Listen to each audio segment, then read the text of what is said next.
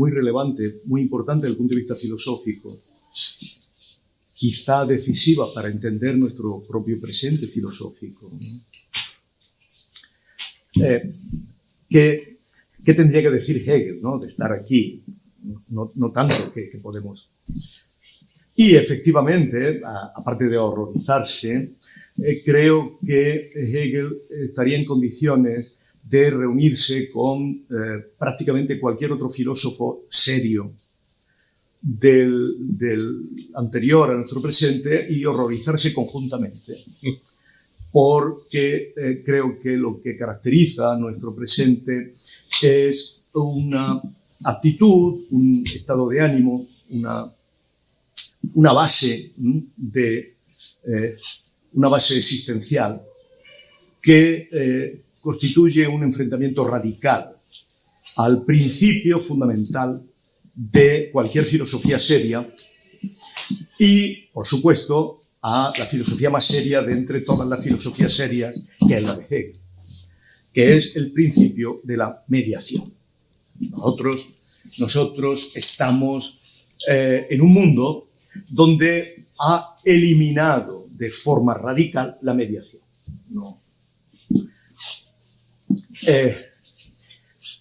Todos los grandes filósofos lo que han ofrecido es una mediación conceptual para mirar al mundo como tal.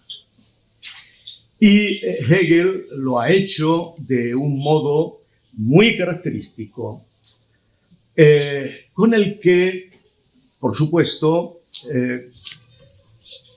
incluso sus mayores rivales, incluso sus grandes rivales,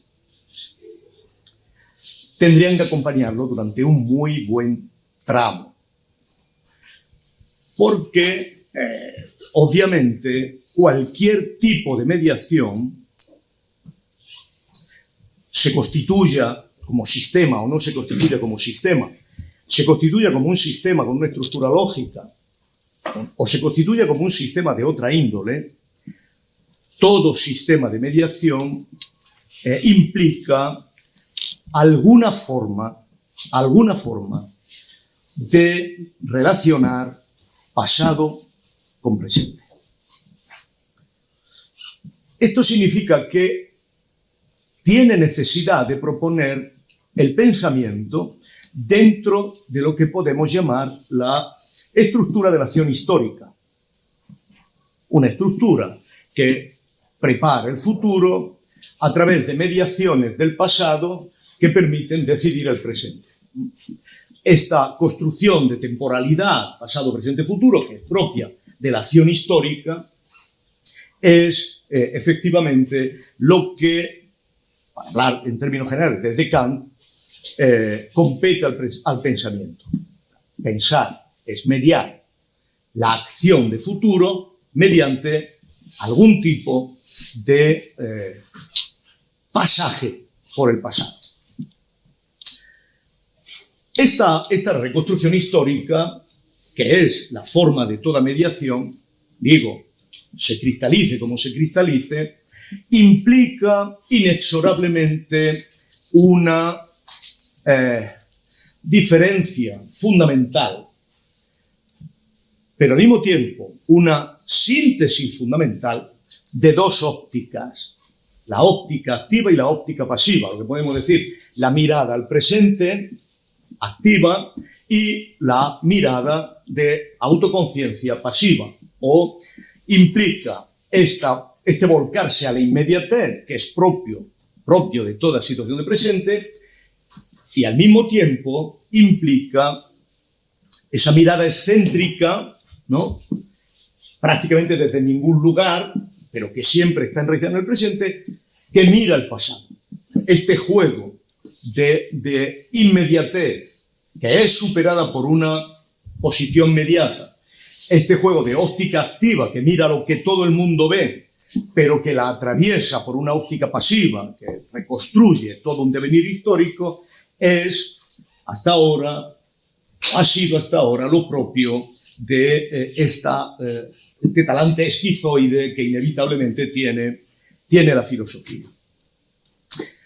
Todo sistema de mediaciones tiene que aspirar a una objetividad. Y en este sentido, en la medida en que aspire a una objetividad, es inexorable que aspire a la configuración de una geografía conceptual. Y Hegel lo ha hecho de una manera formidable, ¿no? Hay formas alternativas. Kant tiene una geografía conceptual, Weber tiene una geografía conceptual. Ahora, lo propio de Hegel, a mi modo de ver, lo específico de Hegel, a mi modo de ver, no es solo que tiene una geografía conceptual, que es capaz de mediar todo presente por una estructura de mediaciones, sino que, en cierto modo, ese sistema objetivo tiene una forma absoluta. Yo creo que esta podría ser lo específico, ¿no? Tiene una forma absoluta significa que en su estructura lógica es independiente de todo presente. Esto puede aplicar a todo presente una plantilla, puede aplicar al propio presente toda una estrategia de interrogar. Como estructura categorial, siempre, cualquier estructura categorial en el fondo no es sino una sistemática de preguntas, ¿no? Y Hegel tiene una sistemática de preguntas que está en condiciones de devenir absoluta en la medida en que cualquier forma que tengamos de preguntar tiene que estar mediada por la forma de preguntar del pasado. Las formas de preguntar son vinculantes, son metahistóricas, en cierto modo, son estructuras lógicas metahistóricas. Y aquí es donde, a mi modo de ver, personas como yo que hemos creído en algún momento estudiar a Hegel, ¿no? Que es un objeto infinito de estudio, obviamente, ¿no? Pero que nos hemos inclinado a lo que podemos llamar formas de mediación menos rígidas, es donde comenzamos a tener problemas. Porque efectivamente la forma de mediación, la forma de reconstrucción histórica, la forma de interrogar, en cierto modo, pueden ser sistemáticas, pero no absolutas. Esto significa que las formas de interrogar el presente no se vinculan, no son las mismas, no tienen por qué ser las mismas que las formas esquemáticas de interrogar al pasado, ¿no? Esto es, la forma de solución de problemas del pasado no es vinculante en relación con las formas de resolver los problemas del presente. ¿Esto qué significa realmente? Significa la impugnación de lo que yo creo que está en la base del hic Rhodus hic Saltus, y que está en la base misma de un enunciado que ya se hace expreso en Marx, ¿no? El enunciado de que todo presente solo puede plantearse los problemas que puede resolver. Esto, que lo afirma Marx de manera explícita, se deriva, en cierto modo, de la posición hegeliana.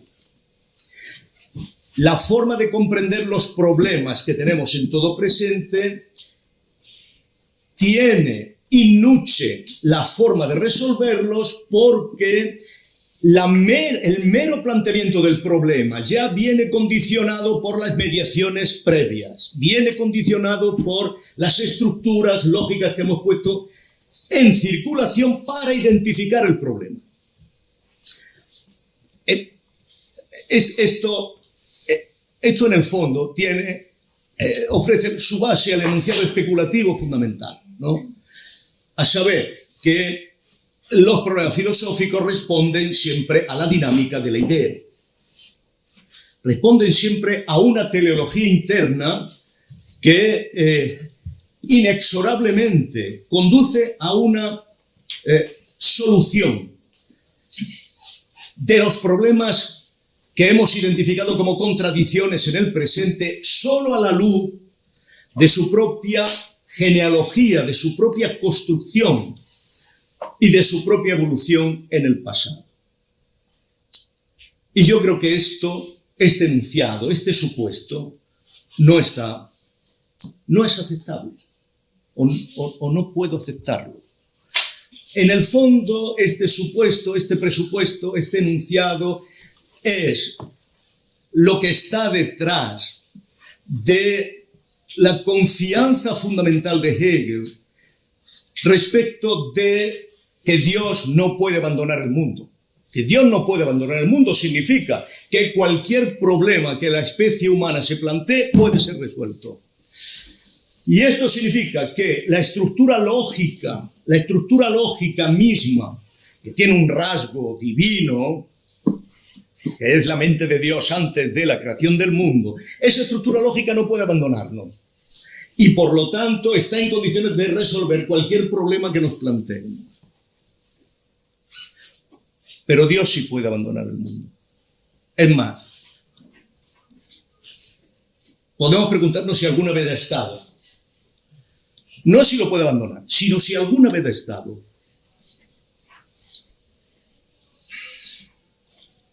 Y esto significa fundamentalmente esto. Los problemas del capitalismo no son solubles. No son solubles. Posiblemente no lo sean. Posiblemente nos lleven a una contradicción benjaminiana de estallido, de impasse. Porque no producen eticidad, porque no vemos que de esas contradicciones podamos aspirar a que se produzca una eticidad. Ni podemos aspirar a que emerja un Estado que esté en condiciones de embridar esas contradicciones, ¿no? Ni podemos pensar una forma imperial, civilizatoriamente avanzada, que esté en condiciones de ofrecernos una perspectiva espiritual capaz de controlar y de dominar la contradicción interna del capitalismo. Y esto porque no estamos en condiciones de asumir que el capitalismo genere un logos, ni que las contradicciones que veamos en el capitalismo genere una estructura específicamente espiritual. ¿Por qué?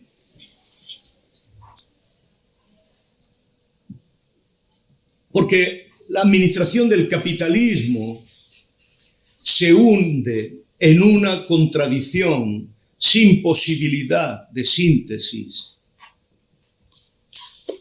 Y este es el sentido, mi humilde sentido, que contrapone de una manera radical a Weber y a Hegel. Hegel cree que las contradicciones del capitalismo pueden ser resueltas si efectivamente una gran potencia se hace cargo de todas las mediaciones universales y nos propone una civilización en la que el capitalismo sea solo resolver una estructura de necesidades. Lo que dice Weber es diferente. Lo que dice Weber es que el capitalismo solo se puede administrar por dos potencias. Dos potencias. El confucianismo chino y el individualismo calvinista. Y no hay ninguna razón que los integre a los dos. No hay ninguna forma de que esas dos formas de administrar el capitalismo pueda generar un logos superior. Y los problemas que generan esas dos administraciones del capitalismo, las contradicciones que van a generar, no vemos cómo puede esto ser resuelto desde una perspectiva estrictamente, ni siquiera marxista, una perspectiva lógica, algún tipo de estructura de pensamiento que nos dé un denominador común a esas dos cosas. No veo la forma de sintetizar esto. Y esto me lleva a pensar que hay problemas que produce la evolución de la humanidad que no tienen posibilidad de ser resueltos. Fundamentalmente porque la especie humana no tiene asideros en nada que trascienda realmente su existencia. No tiene asideros en ninguna razón divina. no tiene asideros y no se ha desplegado para resolver problemas. No se ha constituido para resolver problemas. Se ha constituido desde unas vías evolutivas de las que al parecer no puede desprenderse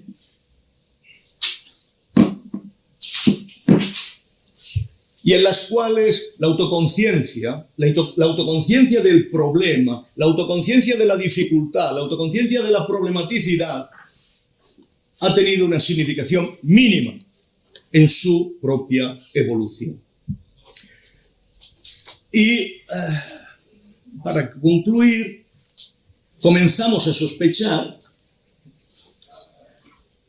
que hemos concedido demasiadas expectativas a la autoconciencia en general y que la autoconciencia nos puede decir, sí, que efectivamente caminamos sobre arenas movedizas, pero tengo la sospecha de que no tiene elementos de fuerza para cambiar nuestro comportamiento.